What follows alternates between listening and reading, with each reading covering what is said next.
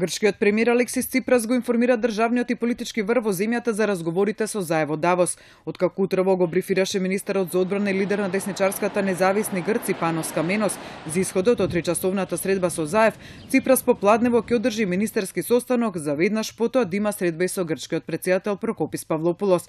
Павлопулос претходно во своја порака подлече дека дури кога не се согласуваме, ние мора да ги браниме нашите национални интереси.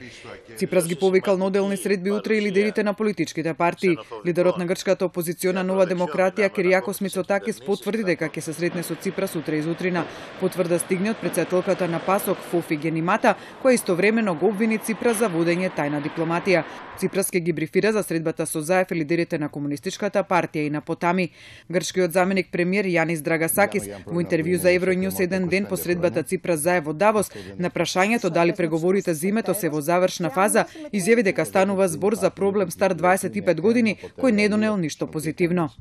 Нашата влада е посветена да ги истражи, да ги искористи сите можности и ако постои взаемно корисно решение, да се придвижи напред. На прашањето дали е тоа став на сите партнери во владата, Драгасакис наведува дека надвор од програмата на владата постои прашање за редефинирање на улогата на Грција во светот. Веруваме дека улогата која треба да ја играме не е затворена Грција, фобична Грција, туку нов патриотизам, отворени хоризонти, земја која сака да придонесе и придонесува кон решенијата на проблемите во регионот, да гради пријателски односи со сите.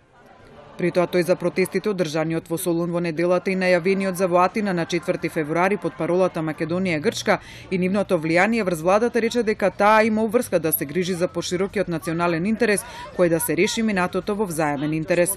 Драгасакис при тоа напоменува дека решението на прашањето изискува и јасни потези од другата страна, дека суверенитизмот е завршено.